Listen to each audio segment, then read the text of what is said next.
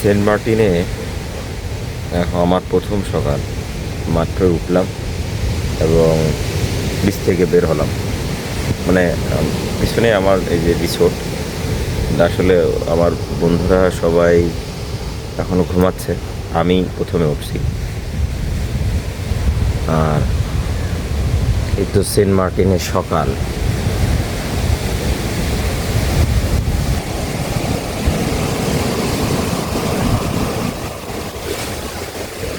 আসলে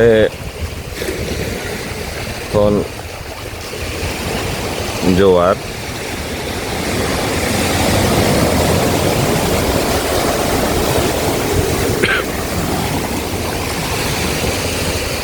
অলরেডি যারা আমার মতো একটু সকালে উঠেছে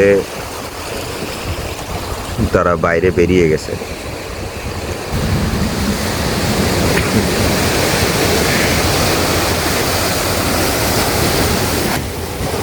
আমি এখন একটু হয়তো বা বসতে পারি। সেন্ট মার্টিনে আসার পরে আমার কিছু অভিজ্ঞতা হয়েছে, সেগুলো আসলে আমি জানি না তথ্যগুলো কেন আসে না, সেগুলো নিয়ে আমি কিছু কথা বলবো। আসলে মাত্র ঘুম থেকে উঠছি, উঠে নিয়ে জাস্ট হাতে মুখে পানি টানি দিয়ে বেরোইছি। আমি এখনও খাইনি। আমার সঙ্গী সাথীরা একটু পরে ওঠার পিছনে অন্য কোনো যুক্তি বা কারণ নাই, তো তারা একটু বেশি রাত করছে। আমি ওদের বেশ আগে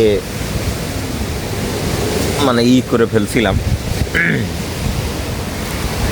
শুয়ে পড়ছিলাম, সেই জন্য আমি একটু আগে উঠছি আর ওরা উঠতে পারে নাই। হয়তো কিছুক্ষণ বসবো এখানে, তারপরে খাওয়াটা আসলে ওদের সাথেই খাইতে চাচ্ছি, কিন্তু এখন অলরেডি 8:30 বাজে।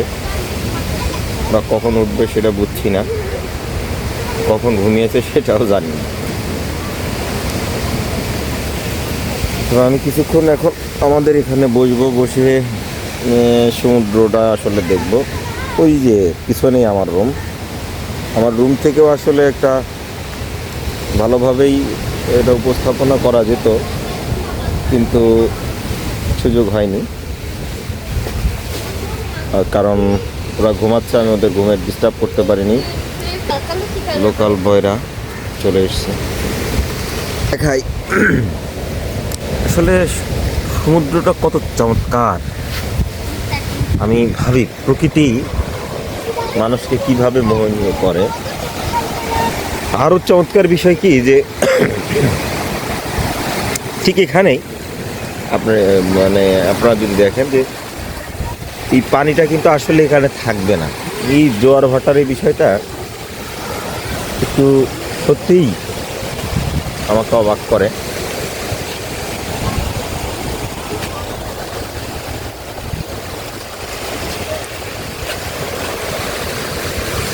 তবুও সেন্ট মার্টিনের সকালটা মনে থাকবে আমার। আর শীতে সেটা ধরে রাখার জন্য আপনাদের সাথে আমার এই বাক্য আলাপ। Good morning Saint Martin.